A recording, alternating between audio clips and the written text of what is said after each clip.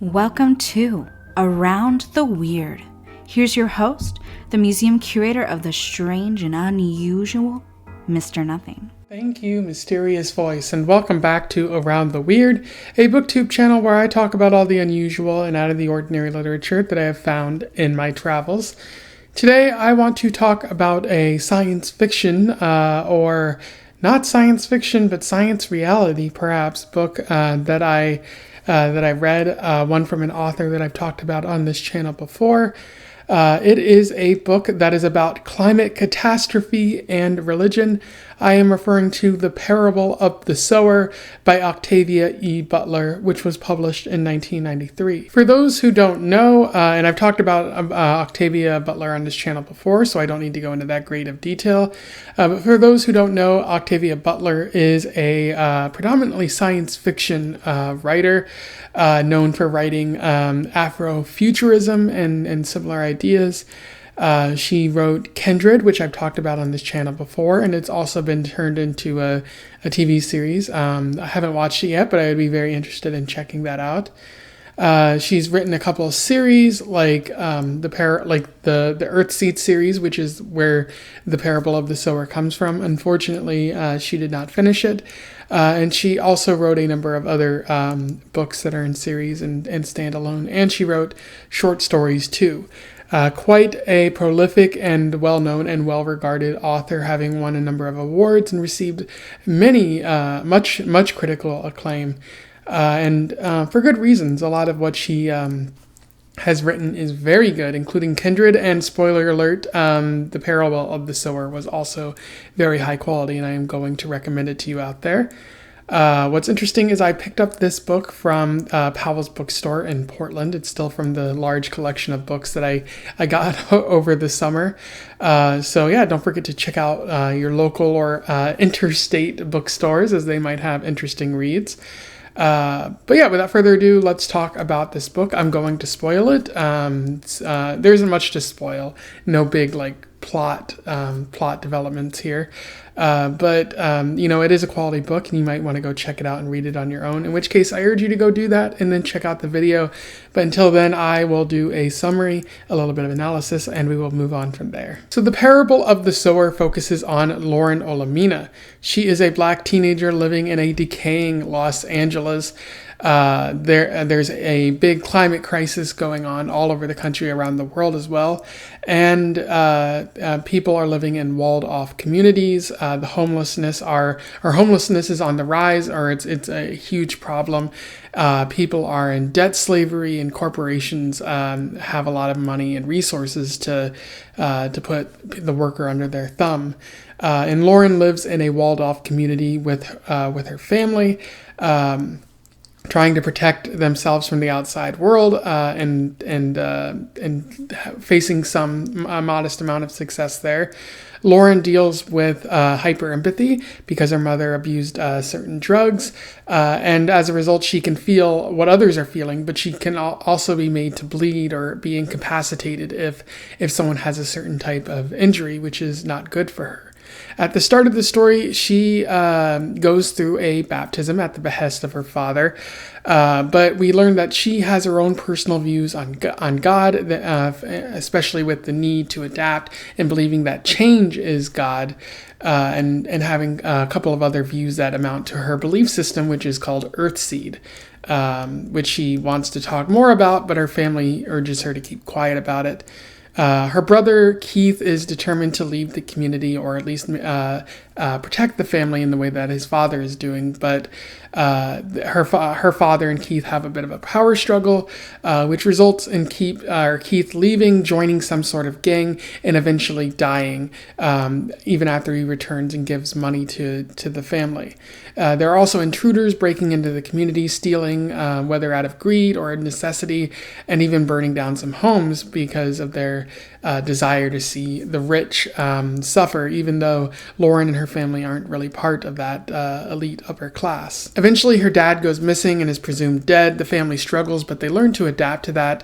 The story kind of jumps through time from 2024, 25, 20, all the way into 2027, where things seem to be very dire. And in 2027, the family's neighborhood burns down, which includes their house. Lauren doesn't see her stepmother and her siblings perish, but she's told that they did, which makes her quite sad. And she has to leave and go on the move. She decides to head north with two people, Harry and Zara from her community. And Harry and Zara quickly form a relationship, which annoys Lauren because that's a quick way to become vulnerable in the hostile California landscape. Lauren and her friends end up killing some scavengers who want to attack them. They also join with another family, and she begins to spread the message of Earthseed. Some people are receptive, and others are not receptive. She meets an older doctor named Benkel, who serves as a bit of a trader, selling goods to various people. He's very curious about Lauren and joins up with her squad, and they even form somewhat of a relationship as well, which is weird given how much older he is than her. But he also even proposes to her, which she seems a bit hesitant for, but she also admits that she loves him. There's an earthquake as they're walking north, which hits San Francisco, and the city falls into chaos, and they have to maneuver around it, avoiding various gangs and other sort of trouble in this story. There's also the promise of Benkel's land up north, which is owned by his brother and sister-in-law, and they say that Benkel can live on there, and Benkel wants to marry Lauren, so he invites pretty much everyone there, and Lauren even convinces him to allow her to establish an Earthseed community on there to further the message that she wants to spread. So there's the promise when they eventually make it that far north. Along the way, Lauren also encounters other sharers and feels good knowing that she's not really the only one there.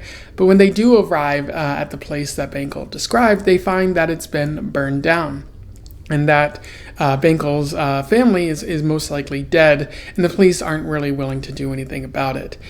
So they all have an argument about what they're going to do, and they eventually decide that they're going to settle on this land, form an Earthseed community, and they're going to call it Acorn. And so there's a bit of hope there, but there's also some doubts as the story comes to a close. Benkel believes that the country stands to get even worse than it is now, and not many people are sure if the human species can thrive long enough to achieve the destiny that Lauren believes humanity is capable of. And that's where the story ends there. In terms of analysis, what a real doozy of a story. I was not expecting going into this to find that Octavia Butler was creating an entirely new ideology, an entirely new or adapted religion that takes a lot of stuff from other religions and builds something new. Octavia Butler is quite the author, which I've already kind of knew with Kindred. Of course, as I talk about this story, you might say, oh, why aren't you talking about this or that? And I should just note there's a lot to talk about with this story, so I'm not going to be able to cover anything. So if you want to talk about something specific, definitely comment below, and I would love to have a conversation with you about those specific things. But one of the things I really like about what Octavia Butler does with the story is the world building. Butler does a great job of setting an apocalyptic scene, a world. She creates an interesting world where there's a lot of hardship and struggle, and a lot of that is because she's just creating the regular world that we live in, but now there's the additional perils that kind of existed at the time that she was writing. Like this story was written in 1993, and she was projecting to the year 2025, which made me a bit anxious as I was reading this, because that's not too far off, and a lot of the stuff that she was writing I've already sort of seen in the world today. But yeah, she's writing about a world hit hard by climate change, a lack of rain, a bunch of fires made worse by people setting those fires, and just people having to move because of that climate change. Climate refugees, essentially, which aren't being welcomed by many different states because they're competing for limited resources at that point. There's homelessness because of the climate refugee status, which states seem to largely ignore or actively punish. And they force people into debt slavery because no one is looking out for the homeless. There's drugs as well, which the police have pretty much stopped caring about. The police largely don't care about anything anymore at this point. They're only there to protect the interests of the rich or to avenge a crime. They never seem to be there to stop it anymore. And then you have these walled communities where the moderately wealthy or the uber rich are hiding their resources away from the poor people and just sheltering themselves from the horrors of the world. Although Lauren isn't necessarily wealthy, she's part of that system. And then there's also the debt slavery that I had mentioned before. But what's interesting is Butler is projecting from 1993, as I noted before. And as many people have said, science fiction doesn't write about the future. It writes about the world that we live in now and tells you, oh, this is what it could lead to. And it offers a sort of critique of the present moment. So you could argue, what is, or you can point out, what is Octavia Butler critiquing about the present moment of 1993?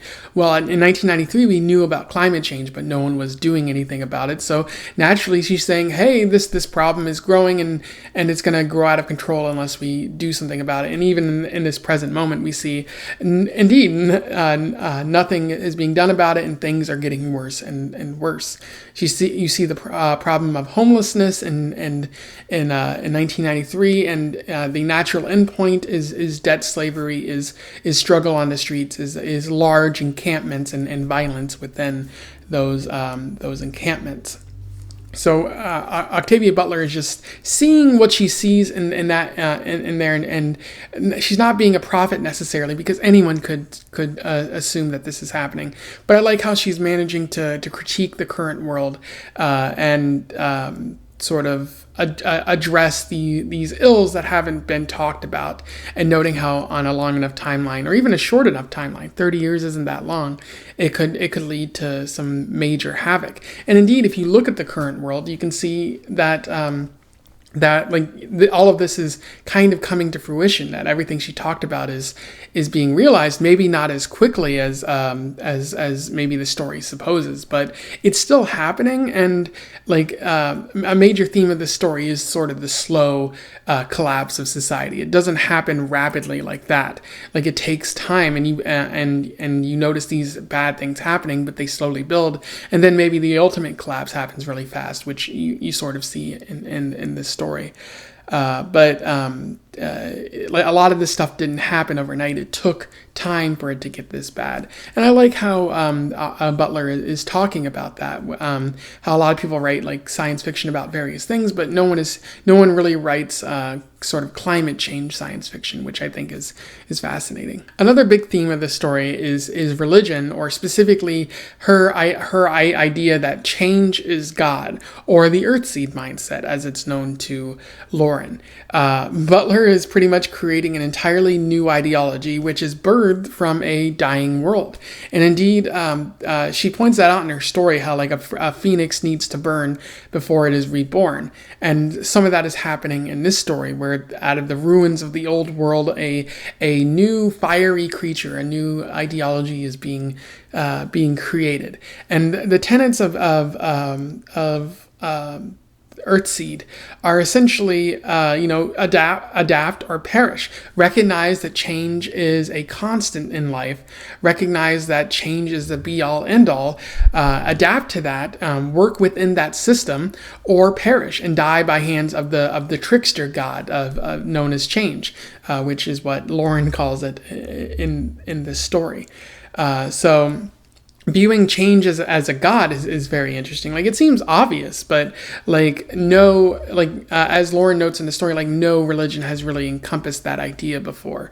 And in times of big change, in times of hardship, you got to understand how big change is. You got to understand how big it is to adapt, or you're bound to be left behind, or possibly even killed. And what she's also talking about is the idea of shaping God God, not letting God affect you in a big way, but rather being prepared and being able to shape your reality so that human beings or even yourself can thrive in these difficult situations. Allow me to read you an interesting quote from this. That isn't what God is for, but there are times when that's what prayer is for. And there are times when that's what these verses are for. God is change, and in the end, God prevails.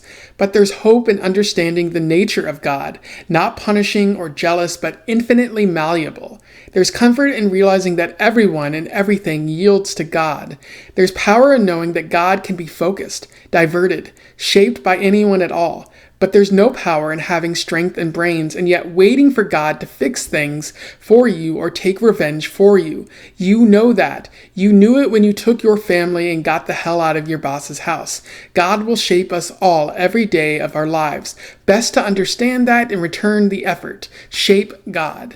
And there, Lauren is talking with one of the survivors, one of the homeless that has joined her on her journey, and she's noting like your father abused you, turned you into a prostitute, and you realized that you needed to get out of there. You needed to change your situation, or you would perish. And so in some way you understand this value that change is God, because if you didn't, you would have never gotten out of your situation. And so that's why you should be agreeable to this sort of religion that I'm talking about. And I really like how clear Butler is in these sort of tenets of the religion throughout the story, not really leaving any room for miscommunication. Although, as Lauren notes, maybe her descendants will probably miscommunicate what her meaning really is, as does happen with so many different religions. It's also interesting how Butler kind of compares this to the old religion, noting that the optimistic view of God and like baptism and her father's religion and all of that, it tends to make you think that God will help you through prayer, that God will save you, when in fact no one is coming to save you. And sometimes you have your head in the sand in these older religions, whereas her earthseed mindset establishes that you have to save yourself, you have to adapt or perish, as I keep saying. Other people have suggested that Lauren is perhaps too adult for her teenage self. Like in presenting this mindset in this ideology, Octavia Butler is writing herself into Lauren rather than writing an actual teenager, which is what N.K. Jemisin kind of argues at in the introduction to the story. But I would say that because Lauren was forced to grow up really quickly because of the hardships of the world, and because she's witnessing death and destruction all around her, like any teenager would come up with a sort of ideology, and say, this is the way things need to be. These are the problems that are happening. Maybe her mindset is a bit naive, but again, she's a teenager. She still has time to learn and fine tune this sort of ideology that she's creating. So she does kind of sound adult beyond her years, but at the same time, that's the environment in which she grew up. And then the last thing worth noting about Earthseed is the idea of destiny. How Lauren's ultimate goal for this is to influence enough people to get Earthseed spread as much as possible in order for humanity to make their way among the stars, or for Earthseed to become rooted among the stars. Because if you believe that change is God, then you'll be able to survive the long journey throughout space and be able to survive in harsh conditions. Ultimately, her belief system is kind of existential in that it focuses on the ultimate survival of humanity, of being able to last beyond Earth if Earth gets destroyed, in a way that's very similar to what Frank Herbert was doing with Dune, because he was also focused on the existential overall survival of the species. Where Paul Atreides was thinking about, sort of the survival of humanity in a me versus them kind of capacity, the ultimate survival of his family. Although Paul recognizes that the destructive nature of this religion he's creating in Dune is enough to destroy the entire universe, that it's going to be a jihad of sorts. You could argue that maybe Earthseed would be a similar jihad, that people would conquer planets in Lauren's name. Now, whether or not she thinks that's a bad thing, there's an argument to be made, and I'll make that later in this video. But I do think that there's some interesting comparisons to be made between this and Dune. I also want to talk about the significance of the title. The title refers to the parable of the sower refers to a lesson taught by Jesus, where Jesus is talking to his followers, and he says, like, a man was spreading seed one day, and he threw it on the rocks, and it didn't grow because it was harsh. He threw it on in some thorns, and they choked the plant as it grew. He threw the seed where birds were, and the birds ate it. And then he threw the seed in some good soil, and it was allowed to thrive. And essentially the message there is that how you choose to spread the word of God and where a person is in their life is important, because if a person isn't conducive, or if a person isn't responsive to the word of God, then spreading the word of God to them, or spreading your religion to them, isn't really going to work. They're not going to be responsive to that. But if they're in a more positive place, where if they're not starving, or like worried about where their next meal is coming from, or who's going to stab them while they're traveling the highways of California, if they're not worried about all of that, then you're going to be able to spread the message of Earthseed, or whatever religion you're hoping to spread here. And so I do think the title is significant in that regard, and getting at some of what Butler is talking about here. Although I do think that sort of the spreading of Earthseed takes a back seat in this story at times for more of a focus on Lauren's hyper-empathy, or more of a focus on the act of survival in general. So I do think Butler could have done more work there, but it's not enough to really hinder the story. There are other great things about the parable of the sower.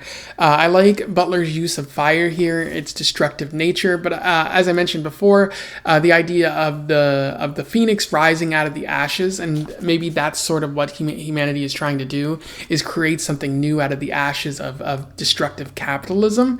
Also, the idea of destroying capitalism and realizing the only way you can do that is completely dismantle it. Because if you leave any part of it alive, it's just going to retake hold and make things even worse for the people who are living there. So there's a lot of use of fire in this story, which I think Butler does particularly well. And then the idea of the slow collapse, which I had mentioned before, how this takes place over a couple years, and it's not instantaneous. It's a death by 1,000 cuts for both Lauren's community as well as the nation as a whole. No collapse, no empire just falls overnight. Some people talking about the Roman Empire, it took hundreds of years for it to completely collapse. Whereas some people might think this is more instantaneous. Butler recognizes that it does take some time, and if you don't prepare for it, if you don't recognize those signs, it might seem instantaneous because you're left to struggle without really preparing for anything. There are things that I don't necessarily like about this story. I do think that many of the characters are just quick to relationships with people they don't really know. Lauren's relationship with Bankel doesn't really make any sense unless you consider the fact that maybe she's attracted to her father in some sort of way, or is looking for a father figure. It doesn't quite make sense why this 18-year-old would be so in love with this 40 or something doctor man, unless everybody's just really horny or something like that. And then there's also those time skips, as I mentioned before, which does give points towards the slow collapse idea. But it's also weird how 6 months pass in the beginning of the story and nothing really happens for Lauren. It's did nothing of significance happen? She's talking about her brother just leaving and coming back, and you think she would write more often at those times. But I can't really take points away for that, because the idea of the slow collapse is it does take time. So it kind of makes sense what Butler is doing there. And the last thing I want to note is just the idea of Earthseed and some of the issues that I have with it. Earthseed, the main issue is that Earthseed seemingly assumes that Lauren is the good guys here, that Lauren is the side of the righteous, even though there is no righteousness in the Earthseed religion. It kind of ignores the massive amount of violence that Lauren is going to have to do down the road, because there are going to be people who come up against Earthseed. They're going to be people who don't want to adopt the system. What do you do in that case? Because adopting the system is necessary for humanity to reach the heavens, to reach space and take root among the stars. But if people don't want to utilize Earthseed, it kind of needs a lot of buy-in. You can't just have 6 people traveling to space. You need all of humanity in order for humanity to really become part of it. So that presupposes that if you don't join them, there might be violence in order to get you to believe in that sort of thing, which maybe Octavia Butler is considering, and maybe we'll see that happen in the next story in the parable of the talents. But I really think that there's a lot of sort of unspoken things about this religion that in the long run, if you want to achieve what Lauren's trying to achieve, you have to get your hands dirty. And it kind of ignores the fact that she has to kill a lot of other humans in this world in order to get what she wants. Or maybe I'm just missing the point, or just making things up there. But I do think that that's kind of the hidden sort of message there. Anyway, those are my many thoughts on The Parable of the Sower by Octavia Butler. An extremely good book, probably going to end up on my year-end list or something close to it. It's really powerful. It makes me really anxious at the same time, given how much of it resembles our current reality. But I'm very much richer for having read it. I extremely love Octavia Butler's writing style and her no-nonsense approach to telling you exactly what's going on. And not being a way to shy away from some things that could be hard to talk about, which is sort of the entire message of the story, is being willing to talk about things that otherwise we might try to shy away from. So I definitely recommend that you go read it out there. And if you have read it, let me know what your thoughts are in the comments below. Again, I would love to have a conversation with you about this. Otherwise, don't forget to like, share, and subscribe so that more people can find out about Octavia or this book if they don't already know. And also join the Discord if you want to have further conversations here or talk about movies or video games or whatnot. And until then, I wish you the best of luck in your weird travels. Remember that change is God.